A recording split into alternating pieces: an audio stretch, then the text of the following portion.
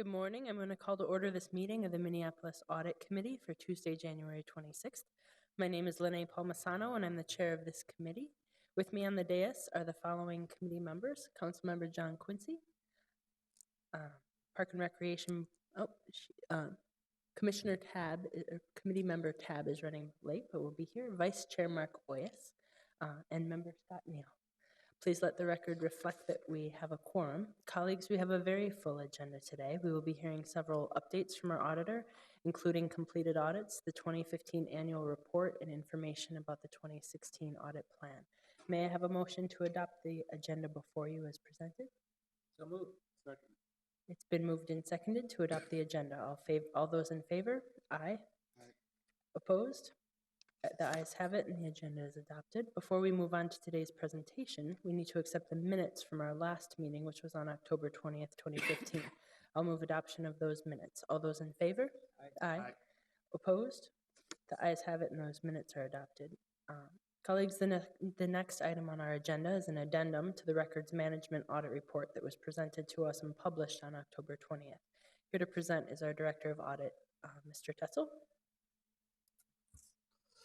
Thank you, Madam Chair. Good morning, Audit Committee.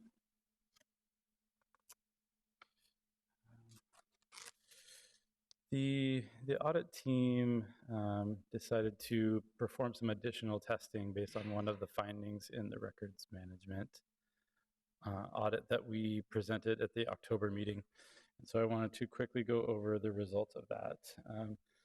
The objective of this test was to understand the access controls around PeopleSoft HR.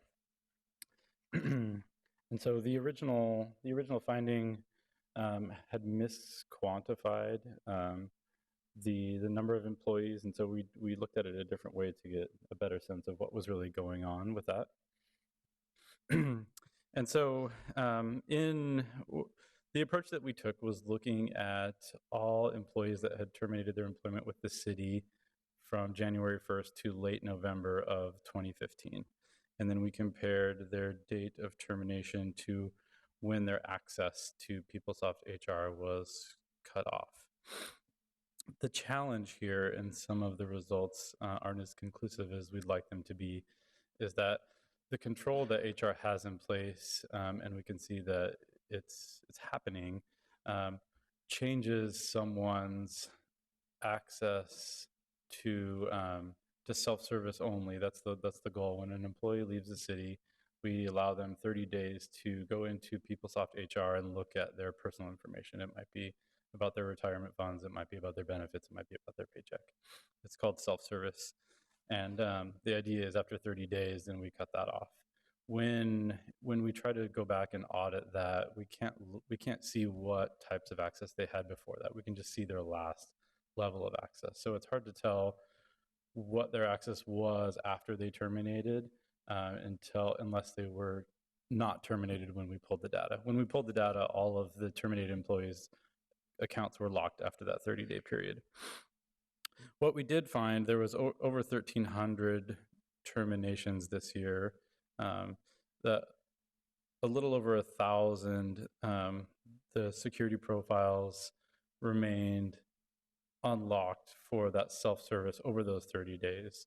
That doesn't in itself propose a significant risk because all you can see is your own data. But the fact is some of these went well over 30 days, and when we finally turned it off, they did have some elevated level of PeopleSoft HR access, they could still get into some city systems. Another thing is that we're currently not using logging when we're making some of these changes, and that's why we can't tell what level of access that someone had prior to the final access that they have recorded in the system. And so I wanted to actually draw this out because it might help to explain what's going on. Does this microphone work over here? Okay. So as you can see here, we have a little chronological display. The first chevron being the last date of employment. And here, what the goal is to limit their HR profile to that self-service. And then the next chevron is this HR profile lock. So we can tell that HR has a process to go in and look for profiles that have hit that 30-day mark, that self-service mark, 30 days after termination, and then completely lock that profile down. So if we call this day 0, ideally on day 0, we'd like to limit that profile to self-service. And then between or throughout the year, HR conducts this control. So it happens at various intervals. What we're seeing with the data that we looked at this year is that teams within the city aren't great at always getting this information, termination information, into the system or to HR. So what's happening is we'd like to see at day 30 that account locked, but this might be day 30, let's just say day 30 plus for example's sake. Someone might have gone in and realized, oh, you know, we had this employee that has left the city. Now we're going to enter their termination date. So then it goes back to here and the HR control will catch that. But what the gap here is that we're not consistently getting that termination data or that information. Either the department can do it themselves, some departments do it themselves, or some departments have HR do it in a timely fashion. And that's why we're seeing the results that we're seeing. So if it's 30 plus, the backdate that we finally get that information and backdate it, then again, when that HR control functions, it'll catch that. But it's catching it after the fact because when they're running this, they're not even aware that this person is terminated. Mr. Tetzel, we have a question. Member Newell. Mr. Tetzel, I was trying to understand this in reading it too, and I couldn't. So this is helpful to me. Is there a way to fix that? Is there a way through creating some kind of protocol about fixing that second date, about how many days out that could occur? Or is that not reasonable in this case? The only way to fix it is for departments to understand that it's important for them to get this information to HR timely or to their person who might administer that information in HR done in a timely fashion. This year, you know, this year was a little bit unique. We had the PeopleSoft implementation, so there was a lot of work being done in and around PeopleSoft within HR and other departments. But it's still, I think the onus really lies on supervisors and using the termination process. And HR does have a termination process and checklists and tools out there to use it as they should be.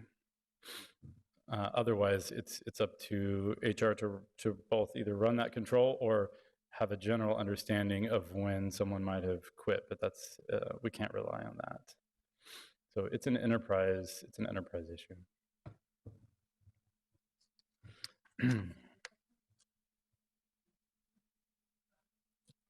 Member Tab.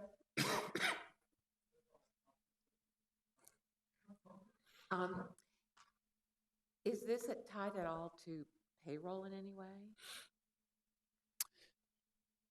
It shouldn't be, no. Okay, because I was just wondering if there was a way to sort of check a box if somebody was, this will be this person's last paycheck or something, so that, you know, you have to generally, I guess, fill something out for payroll, and if there was a way to tie something there. Council or Chair Palmisano, Commissioner Tab, there's a potential for that because we can see a weakness in that control there. There's a potential for an opportunity for that to happen. We'd have to do some specific testing and audit work to determine around payroll to determine whether or not people were paid beyond their last date of employment.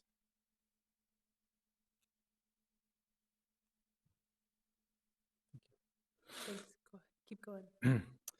We had several recommendations for HR, really starting from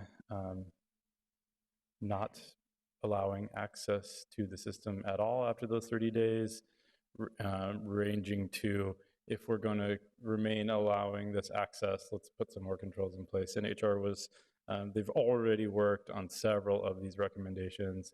The only one that they didn't agree with was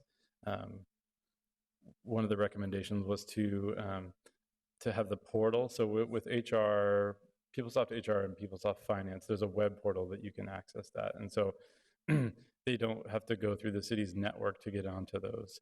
One of the recommendations was for that portal to be self-service access only. Like you couldn't have elevated access. If you were an HR supervisor or manager or director, you couldn't use the portal to do your work at home. You would have to use your laptop and VPN in and go through the network.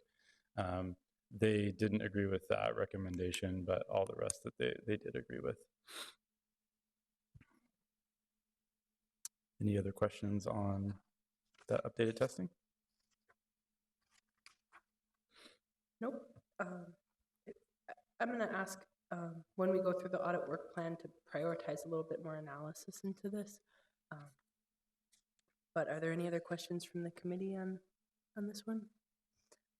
With that item, may I have a motion to receive this audit addendum report and direct staff to publish this addendum? Great. Seconded? Second. All those in favor? Aye. Aye. Opposed? Thank you. This report will be received and staff will publish this addendum to the report. The next report on our agenda is the report on last year's audit of the city's human resource personnel file, maintenance and retention. Mr. Tetzel? Thank you. This, I'm going to go back. This audit came about when we were working on the records management audit, which is one of the large audits we did last year. Because of the scope of it, we didn't get into a detailed analysis within any department about their records. And with working with HR, the department did have an appetite for us to help them get an understanding of personnel files, which were decentralized a number of years ago in the city, to see whether or not those personnel files were maintained adequately, if the right documents were in there, if they were secured. And there's most employees, the vast majority of them also have a medical file, if those were separate from the HR files and were also secured, because that has some very sensitive information in there. We felt that was important as well. It was something that we couldn't cover in the records management audit because of some scope limitations and resource limitations. So we thought that this would be a good audit, a somewhat quick audit to get done in 2015. And I'll note, this audit did include the Park and Rec Board at Commissioner Tabb's request. So the Park Board does have some independent HR functions. And so we did a separate testing of the Park Board and the city. And so the findings are separate as well. So we had 3 findings for the city. The first one being existence and completeness of personnel and medical files. We noted that 81 out of the 107 files, there was some document that was missing. So the HR has a very long laundry list of things that could end up in someone's personnel file or medical file. We asked them to identify some of the key pieces or the critical pieces of information for our testing, because we didn't want to test for all of them. These might have ranged from a signed application, an offer letter. There's a lot of components in there. Not all of these things were critical to the personnel file being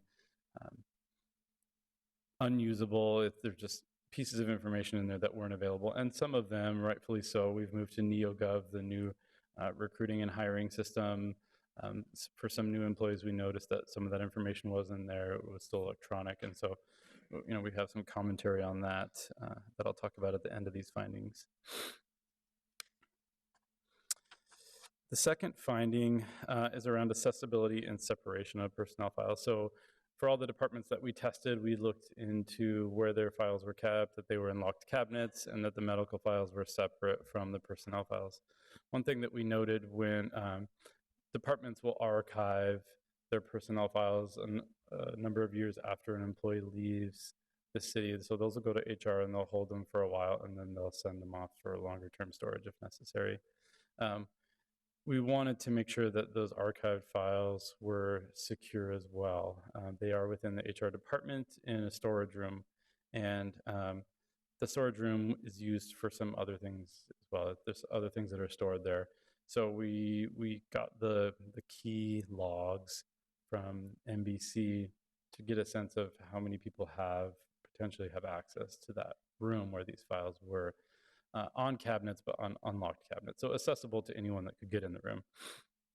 There was 225 keys made for that specific room, and the ownership of those was varied. Some of them were master keys, some of them were in key boxes, but there were probably much more than anyone anticipated being. So HR has already worked on remediating this and making sure that, one, they get locked cabinets for that room, but two, they work through this issue, and I think they're working on electronic badge controls for that door there. The third finding, which was similar between the city and the park board, was around the I-9 process. So HR had done some work into the accuracy of I-9s, but wanted us to look into how well we thought the I-9 representatives throughout the city understood the process and the risks and the ramifications of not performing I-9s appropriately. So we created a questionnaire, and for the city of Minneapolis, we facilitated those questions with a certain number of I-9 reps, and then at the park board, they did that for us and gave those results back to us. They were somewhat similar in that the reps probably need some updated understanding of why we do I-9s, how quickly we need to do them, what some of the ramifications of not doing them at all or not doing them in a timely fashion are. And we noticed a direct correlation between people that do them more often and an understanding of why and how we do them and the importance. There were many more I-9 reps in Park and Rec, probably because they have a lot more locations that they work in. I think anyone who was potentially a hiring supervisor could have been an I-9 rep, where in the city there's far fewer. I think there was about 50, if I'm correct. And so this can be fixed pretty easily with some training, communication, and maybe some realignment of who facilitates the I-9 process. It is an important process. A couple commentaries that came out of this work. The first one was around electronic files.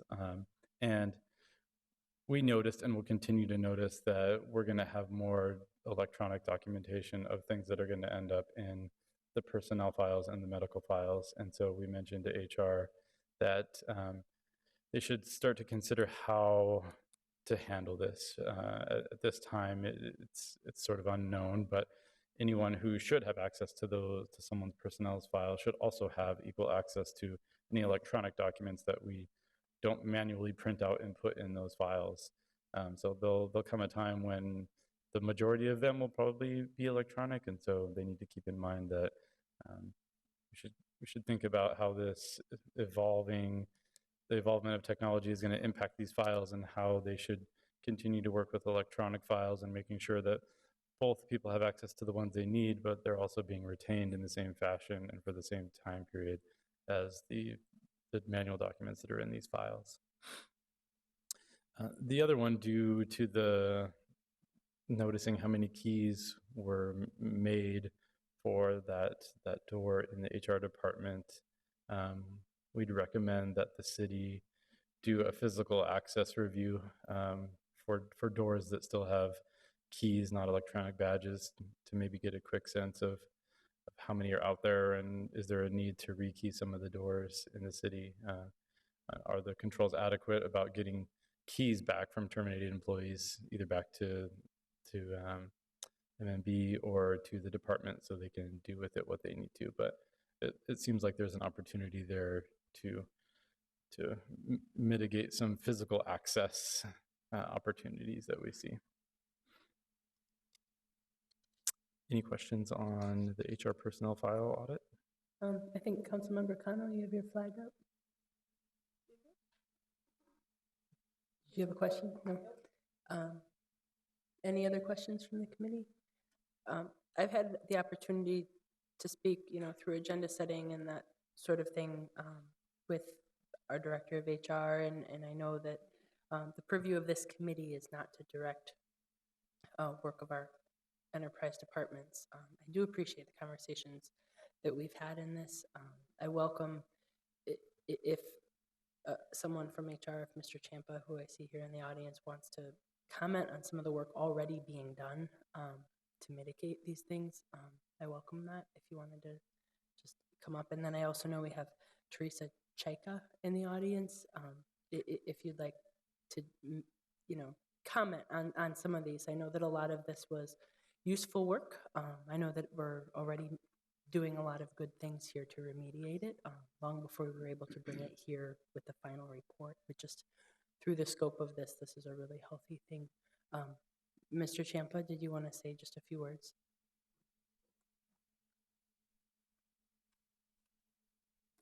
Yes, thank you. I'm Bill Champa from Human Resources. I'm a manager, and I'm here representing Chief HR Officer Patience Ferguson. And so, first of all, I want to thank the committee, and I want to thank Will Tetzel. This is a audit that we actually asked for, as he mentioned, and so this is very important information to us. Patience Ferguson has been with the city for 2 years, and this has been a big priority since she's been here, and we've been working on some of these, and this reaffirmed a lot of what we already thought we knew, but this was very reaffirming to us and quite helpful. So a couple of quick things of what we've been doing. The access to the room. First of all, I will tell you that that's a storage room that not many people in HR even know exists. That said, there's the key access and there's that problem. We've already remedied that. We're in the process of changing that. So the only 2 people have access to that room, 2 trained people. In addition, we're working longer term on the card access so we know exactly who goes in and out of that room. And can audit that on an annual basis. So we're working on that. We're also working on locked file cabinets in that room. And I think the biggest piece that this report reaffirmed and that I think many of your questions address is really the responsibility out in our departments. We have a couple of different key personnel. This process is largely decentralized, the maintenance of personnel and medical files. So educating those folks, training those folks, and then holding them accountable is extremely important, and we're working on all 3 of those.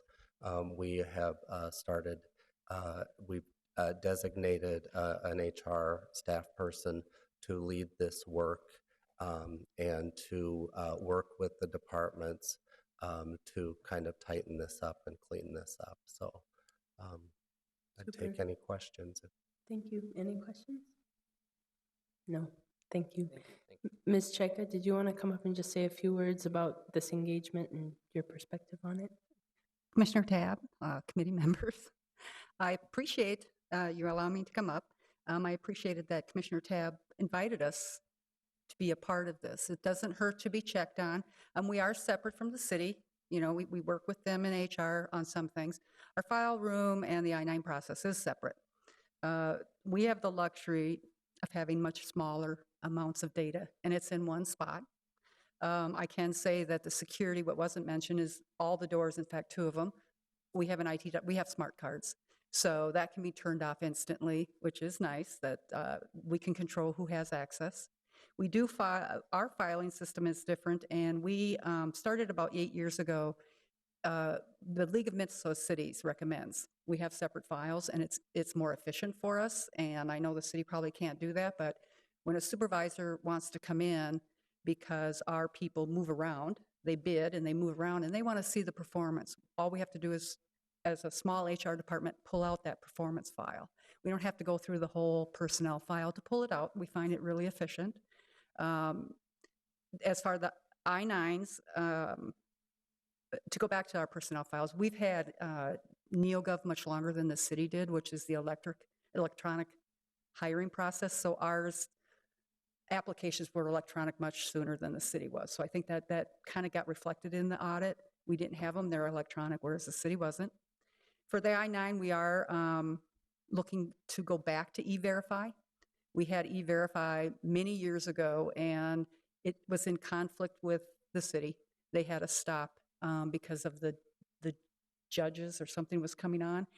And we had to stop it. But we're going back to it. We found we can do it separate from the city, and the city's doing it. We will retrain our supervisors. That was one of the recommendations. 2016 budget has a trainer coming on board, and that is one of our objectives, is to get our supervisors trained on everything up to date. So I appreciate you listening, and we look forward to being able to talk about the improvements we've made to our policies and the I-9 process. Thank you. Thank you for your interest and for seeking out internal audit to do this specific audit. You know, this is a healthy process. We learn things, and the great thing is that as soon as we do, our departments take immediate action to fortify and correct our processes. So I'm glad about that. Super. Thank you.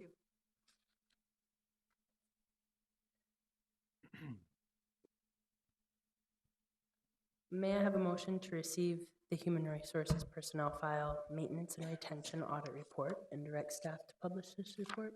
So moved. All those in favor? Aye. Opposed? The ayes have it, and the report will be received, and the staff will publish it. Next on our agenda is the Internal Audit Department's annual report for 2015, summarizing our 2015 audit plan and those results. Also client satisfaction surveys and staffing and budgeting request updates. Mr. Tetzel. Thank you, Madam Chair. The ordinance for the city requires that internal audit publish an annual report, but not what was in it. So we gave it a shot. I'd appreciate any feedback for information that you guys would like to see in there or would expect to see in there. I'll give you some highlights. You received the report. We had 6 projects that we completed this year, 2 audits and 4 consultations. Out of those, we had 15 findings, or out of the 2 audits, we had 15 findings. So a consultation won't have findings per se. Those findings consisted of 33 recommendations. So a finding really talks about a risk that needs to be addressed, and there might be multiple recommendations within that finding. The 4 consultations resulted in 46 recommendations. So in total, we had 79 recommendations in 2015 in the work that we did, 98% of which were agreed upon by management. And I mentioned the one that wasn't before. The reason that we talk about management agreement is because it's a measure of the reasonableness of the work that we're doing and what's achievable for the enterprise. There's a lot of recommendations that you could make to completely fortify a process or a department or a system, but there's a cost to doing that. And so we really strive to work with departments, and some departments can do it very well on their own, to come up with appropriate remediation actions and responses to the work that we do. And so far, that's gone well. Follow-up is another key aspect of the work that internal audit does. With the findings that we have, without following up on them, the city would never know whether or not anything is changing. And so follow-up activity will continue to consume our time, and it'll probably gradually increase, hopefully to a plateau, and then we can keep it there. When I joined a little over a year ago, the prior audit team had, I think, about 24 audit findings that were still outstanding. So we decided that we should work on closing those out. We've closed out 21 of those in 2015, some of which were folded into some findings and recommendations that we had in some of our current bodies of work.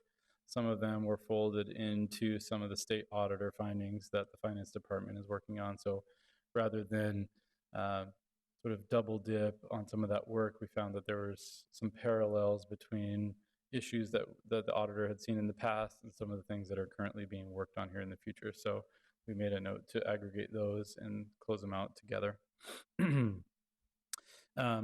As I mentioned, the audits done in 2015 produced 14 findings. When we issue an audit report, management will respond to that report. Sometimes those responses will include a remediation plan and dates and such. Sometimes they don't, because they need to go back and figure out exactly how to do that. So we'll be working here in short order with these 14 findings in the departments that they're related to understand what their remediation plans are, get some goals in there for dates, and then build out our spreadsheet so we can start tracking those. You'll hear much more about that in the next meeting in March. Lastly, I wanted to talk about client satisfaction surveys. I pinged a couple peer city auditors to find out how they were surveying their clients and got a few examples of surveys, and then took the questions on there that I thought were applicable to us.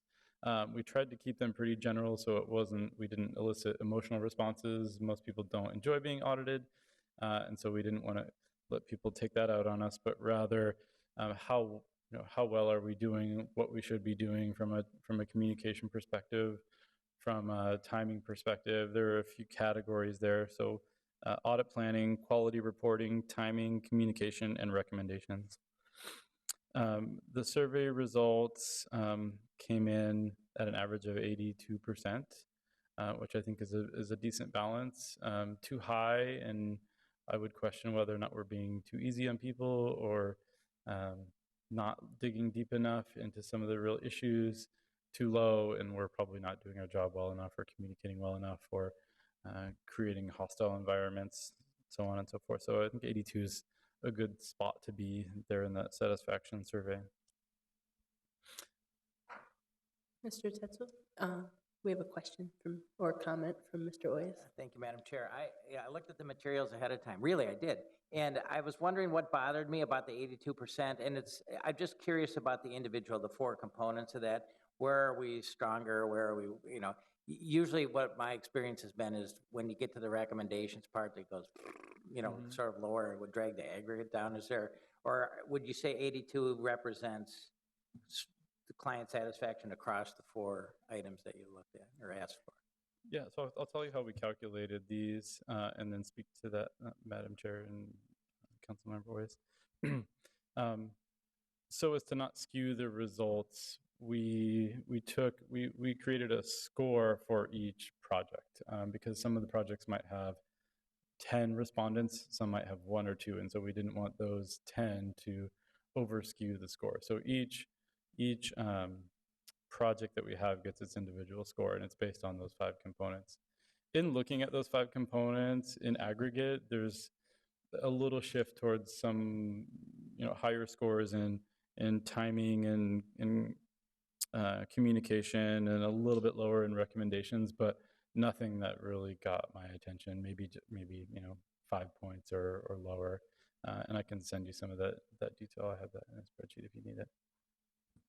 Mr. Tetzel, thank you very much. That's fine. I just wondered if we're still kind of dragging around on the recommendations, but it sounds like that's comparable to all the other 4 components. So thank you. The annual report also includes some language around our mission and our vision. Nothing to really comment on here, but that's that for the annual report. Mr. Tetzel, I just want to say this is exactly what I'd hoped for when we imagined a fully functional audit team a couple years ago. We've cleaned up old findings. I hope people are all pleased with that. We've got a feedback loop, a productive feedback loop, and that's really important, and about our working relationship as an internal audit group with clients around the enterprise. Are there any thoughts or questions from others? May I have a motion to receive and file the 2015 internal audit annual report? Great. Second? All those in favor? Aye. Aye. Opposed? Thank you. The report will be received and staff will publish it.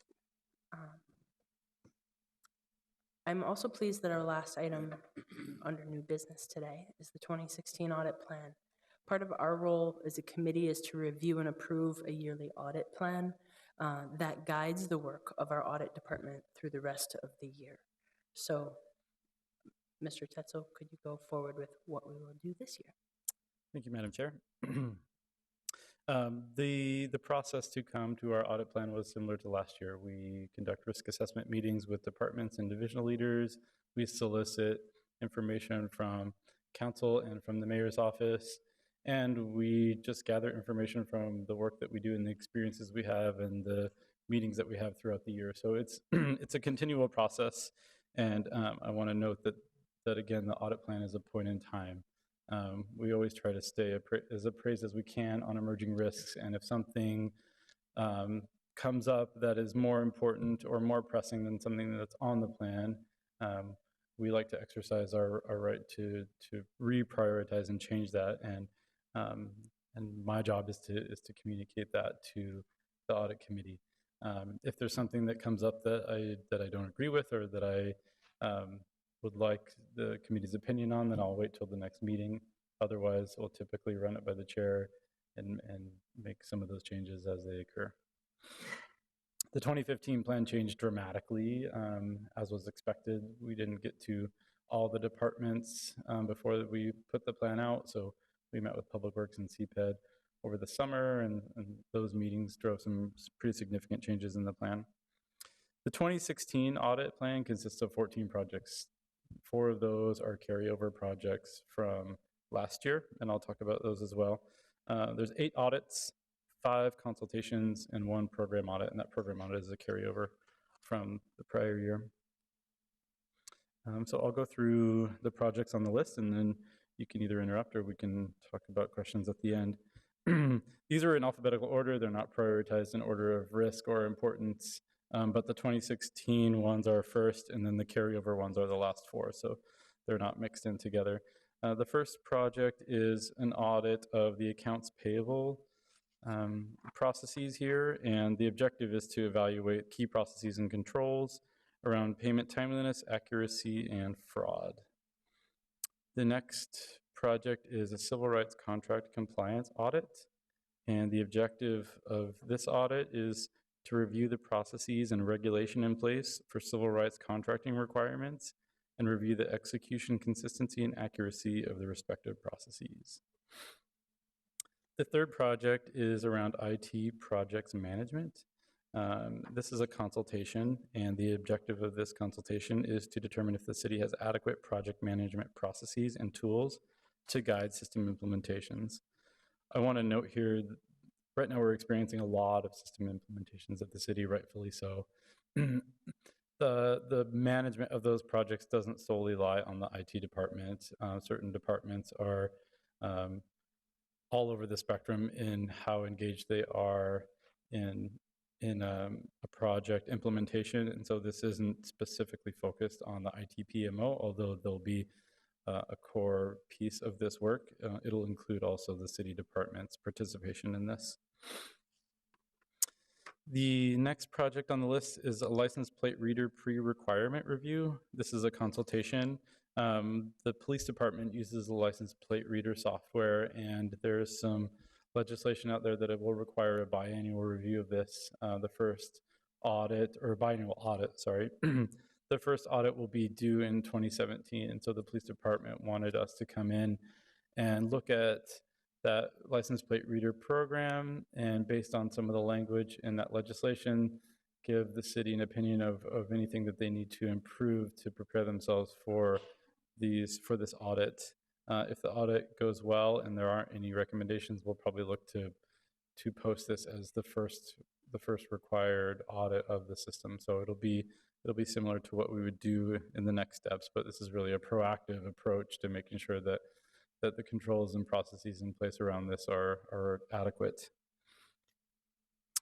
The next project on the audit plan is on the Park and Rec Board. It's around worker safety, and this is an audit, and the objective of that is to determine if the Park and Rec Board has practices and procedures in place to both prevent injuries and adequately address injuries that do happen. The Park Board has done quite a bit of work around this as of late, and they've asked us to come in and help them get an understanding of how adequate those processes are, if anything needs to be altered based on that, and how well that's performing. Also identify any gaps in those practices as well. The next project on the plan is off-street parking operator, and this is an audit with an objective to evaluate the service level agreements and city and vendors' adherence to contractual requirements. as you all probably are aware of, in October of 2015, we continued to work under ABM to operate the off-street parking in the city. The contract is somewhat different than it has been in the past. This has been audited before by the prior audit team, but Public Works and the audit department agreed that it'd be good to look at this again under the new contractual terms and potentially a different scope than what was done in the past. The next project on the list is a PeopleSoft Finance Access Audit. Similar to the work that I presented first here in the meeting, we've done some pretty significant access testing on the HR PeopleSoft module. We want to do the same thing on the Finance PeopleSoft module. Part of that being that the city doesn't have an enterprise-wide approach to monitor system access. And so we're going to hit some of these big systems and then work with departments or divisions to see if we can improve our access monitoring within the city. The next project is PeopleSoft Web Portal Security. And this is an audit and the objective to determine the adequacy of security controls for the PeopleSoft web portal. So if you'll remember, we talked about the HR access to PeopleSoft. There's a web portal for PeopleSoft Finance and PeopleSoft HR where an employee can access that system remotely, not through the federated network. And so we want to look at some of the security controls that we have on that web portal to make sure that they're adequate enough to prevent any malicious activity. The next project is a police body camera pre-requirement review. So similar to the license plate reader, right now there's pending legislation of a tri-annual audit of body camera processes around the data that's collected there. So as we get a better understanding of the language and where that's landing, the police department again asked us to come in similarly to the body camera pilot program consultation that we did last year, help them understand any gaps or opportunities that they have in adhering to the triannual audit requirements going forward. The last of the Mr. 20... Tetzel? Just real quickly, Mr. Tetzel, in the audit plan, it was a cut and paste, and so it repeats the license plate reader down there. Maybe not on the PowerPoint, but in this bad boy. I'm sorry. Mr. Tetzel, in this one, just take, it's just it needs to clarify that Okay. it's body cam. Gotcha. So no big deal. Just, we don't want to publish it with that in there, that's all. Okay. Yep, I'll fix that. Sorry about that. The last of the 2016 projects, Transportation Management Organization. This is an audit around third-party governance, which I'll talk about in my auditor update. In this audit, the objective will be looking into some grant compliance, but not limited to that. There's an organization called Move Minneapolis under the TMO that will be doing some audit work around. The last 4 projects I'll go through a little bit quicker because you've heard about them before. CPED loan lifecycle, we're in the fieldwork phase of that. It's a very large audit. I would anticipate that coming to the May Audit Committee meeting. ELMS, which is Enterprise Land Management System implementation. There's some sort of ad hoc consulting that we do on that. That I think that is slated for an October 2016 implementation there. There's the NCR Neighborhood Programming and Support Program audit that we've outsourced. That should come to the March Audit Committee meeting. They're wrapping up some final pieces of that report. And lastly, Police Records Management System implementation.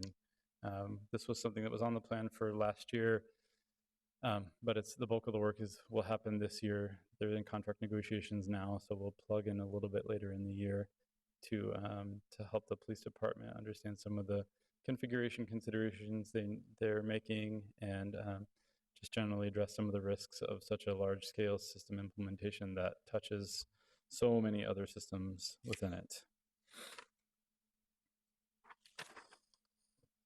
At that, I'd like to invite our IT auditors to come up and quickly just talk about the audit plan and the audit planning process.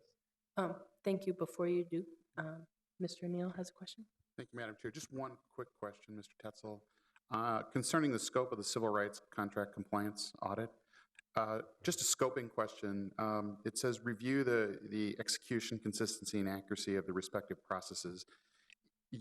I take it the scope of your audit is just to look at how the contract is, the solicitation process and the award process. You're not following it all the way through to the end to see if what was contracted for was actually provided or not. Madam Chair, Mr. Neal, correct. Yeah, it'll just focus on some of those requirements that the city has through the Civil Rights Department that they uphold there. Thank you.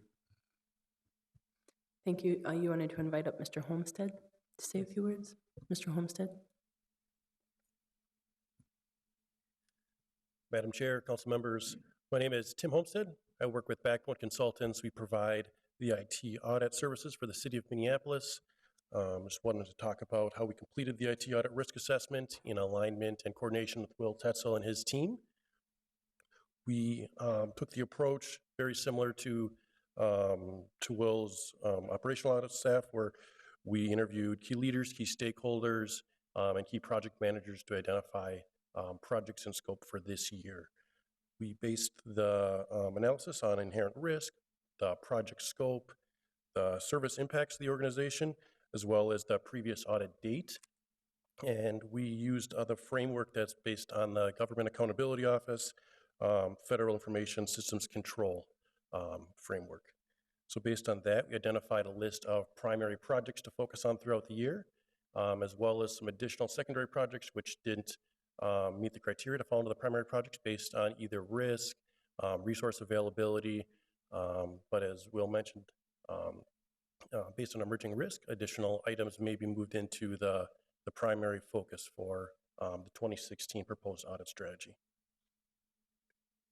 Are there any questions related to the IT audit scope for this year? Thank you. Thank you for being here. Thank you. I did want to mention that although it's a challenge, we had a huge amount of potential projects for this year, so it really speaks volumes to how forthcoming department heads and divisional leaders were in our risk assessment process.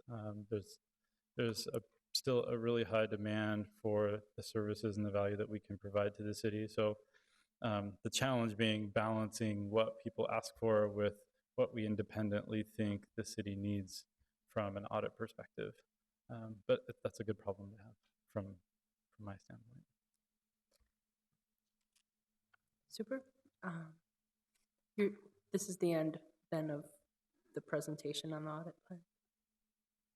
Super. With acknowledgement, this is a guide and we're constantly assessing risks and there's a lot that you're looking at. May I have a motion to receive and file this 2016 annual audit plan? Super. All those in favor, please say aye. Aye. Aye. Opposed?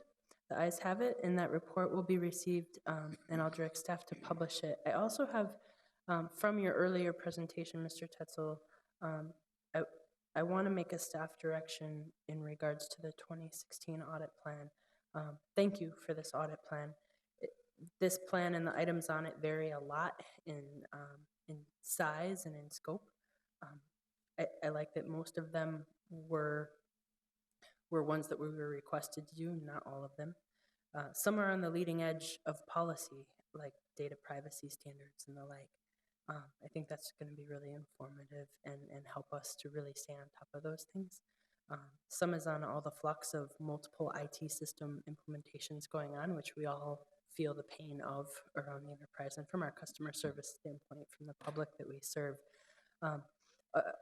I really appreciate that in light of the human resources personnel file maintenance and audit report and some of the things that came up in that, I'd like to make a motion to direct staff that within the scope of the 2016 work plan, could you analyze the enterprise practices for employees that terminate employment with the city?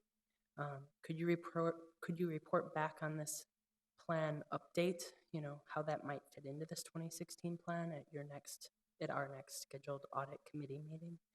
I'm curious what policy issues could be put in place given best practices research. I'm curious what are recommendations on methods that could help us drive a better accountability to be really diligent when an employee leaves the city, for us to be very specific. It seems like in part that accountability isn't really with HR, but it's with the individual departments, and that's hard to make consistent. But I know there's some things out there that we could do to make a pretty to help drive accountability, to make an impact fairly quickly here. So I'd like to make that motion to try and incorporate an analysis of that within this year's audit plan. Could I have a second? Super. A motion on this, all in favor, please say aye. Aye. Opposed? Thank you. Mr. Tetzel, you also have an update for us on previous motions. Go ahead. Thank you, Madam Chair. So as we typically handle, I want to use this time to update you on our progress to date. Right now, we have 4 projects in motion. And I've spoken to these. These are the 4 that rolled over from 2015. We don't just stop working on something if the year rolls over and the audit plan rolls over. So we'll continue to see those projects to closure. The only one that's significant is the CPED loan audit. The rest of them are really winding down. You have asked in the past for an update on the state auditor findings. And what we do and what we've done here is we don't, I want to be clear on what's getting presented here. Audit does not go in and validate the remediation of the state auditor findings. Rather, we just corroborate with the finance department, specifically the controller, on their progress to date, and then keep you guys appraised of what that is. Happily, there's really just 2 things that are outstanding. One is around loan C documentation. That's going to require a system implementation, and so that's why you see an August of 2017 date. The MIN system, which they're currently using, is getting replaced, and it's something that we're helping them look at and helping IT gather some minimum requirements on in the work that we're doing. And the other one being the prompt payment of invoices. And they're continually working on that, I will say, but by June, I think we hope to see that finding drop off of the audit or the state auditor's report. In meeting with AP in our risk assessment process, we got a better understanding of why we're seeing these late payments on the state auditor's report, or their opinion of it. And it's not that the invoice doesn't get to AP timely, it's that it doesn't get back. AP sends it out for approval and coding, that sometimes it doesn't get back to them in enough time for them to pay it. So they won't pay it until it's approved by the appropriate person in the city. And sometimes those approvals can take a while because either the invoice isn't clear and it gets potentially misrouted, or there's a lot of information that the person on there needs to check off to make sure that we are paying it. So we're going to look into that a little bit more in the AP work that we're doing in 2016. And then we're also looking into some of the language in that requirement. I think it's a 35-day requirement. According to AP, it should be 35 days based on a clean invoice. Sometimes we don't always get a clean invoice. So making sure that when we get findings like this from the state, that those 2 dates they're comparing are from that clean invoice date, not just the invoice date that comes from a vendor. I mean, you could put any invoice that you wanted onto it. You could put it already a year past, and once we get it, it's already overdue. So hopefully that'll help out a little bit. So it feels like they're making great progress on these state auditor findings, which we're happy to see. Yeah. I mentioned before, but I'll bring it up again. There's 3 of the 24 findings from the prior audit team left open. We're currently working on those and getting traction on those. And the 2 audits from 2015 produce those 14 findings. Again, working with those departments and leaders on their remediation plans and dates, and we'll have, once we get that solidified, that'll be much more transparent to myself and the audit committee, and then we will stay appraised of the progress on those and report to you at each meeting. One of the things that I mentioned last year was this idea of third-party governance, and so I wanted to get back to it because we're solidifying this more and more in the audit department. I'll first explain what I mean by third-party governance. A third party could be a vendor, it could be a partner, a strategic partner, it could be a grant subrecipient, any entity that we contract with or work through to provide services or do something on behalf of the city. A theme just in the audit world in general has been emerging in the prior years around how organizations govern third parties and what levels of controls and processes they need to make sure that the higher risk areas that you have when you ask someone to do something on your behalf or procure things from other entities. And so we've done a few things here. One, we put together this illustration to help understand how we're going to approach this work. And if you remember in some of our earlier discussions, we talked about this 3 lines of defense, that internal audit model, 3 lines of defense. We take that same approach with third-party governance and trying to illustrate how or visualize what this looks like. So the first line of defense for the city is really the contract execution or the grant execution and that vendor risk management. This happens with the city employees who deal directly with these third parties. It usually lives in the departments. The second line of defense are functions of the enterprise that help facilitate that process. So contract management, finance management, grant management, IT security management, the city attorneys. So there's a lot of functions that happen within the city to help that first line of defense when they both arrange for a contract to be executed, but in the facilitation of the continual facilitation of that.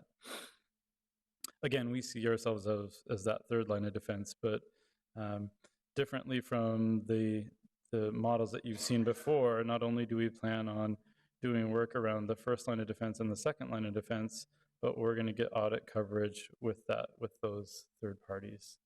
And you've seen that in the 2016 audit plan, the TMO audit that we're doing. So we do want to make sure that we look at the landscape of our third parties and with the limited resources that we have, adequately address some of those high risk areas. This will include auditing some third parties, but some of that work will be looking at what we do here in the city and how we manage that effectively. Thank you. I just want to jump in here and say, yeah, this speaks to one of the audits, a fairly small audit on our 2016 work plan. It is important, and we have seen in the past when we've worked with partners that didn't have the kinds of checks and balances that we expect from a city relationship. While we only have a very limited bandwidth to do these, and we have a lot of small partners, organizations that we work with, as we should, it is important to put them on notice that they may be audited by our city's internal audit team. So thank you. This is an important aspect, and this is part of our total risk picture. Thank you, Madam Chair. A few things that we're doing in this regard to third-party governance. We're building out some templates for departments to use so they can sort of plot their third parties and help get a visual understanding of where those high-risk ones are, where they should be focusing some of their activities. We're also developing some sort of core audit procedures. So if we're doing an audit of an area and it happens to be something where there's a third party involved, we can pull some of these standard procedures out and execute them where they make sense against some of this work and sort of get that coverage, push this theme through some of the work that we're already doing. So we're putting together some of those sort of standard audit procedures that we can plug and play into some of the audit work that we're going to pull off this year. And then accounts payable, the accounts payable audit on the audit plan is also, if you think about it, a second line of defense here in the third-party governance work. So we're going to look at them and get an understanding of some of how they're managing some of that third-party risk that they own from an accounts payable perspective. It's a big effort, and it'll roll out sort of slowly, but we want to start a little bit stronger this year in getting departments involved. We can't force anyone to, but if we give them tools that they'll hopefully use, we can help them understand how to use those better. And that in turn helps us understand where some of the bigger risk lies with some of these third parties.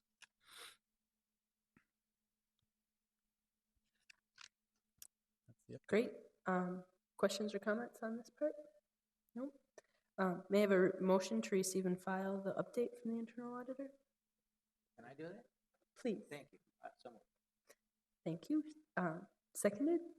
Second. All those in favor, please say aye. Aye. Opposed? The ayes have it, and this report will be received and filed. The next item on our agenda is the performance review of our internal auditor, Will Tetzel. The committee will adjourn to room 321. That's the Weber Pond room. And for those on the dais, that's off to your right for that performance review. And we'll be looking to have a closed session on that. Thank you.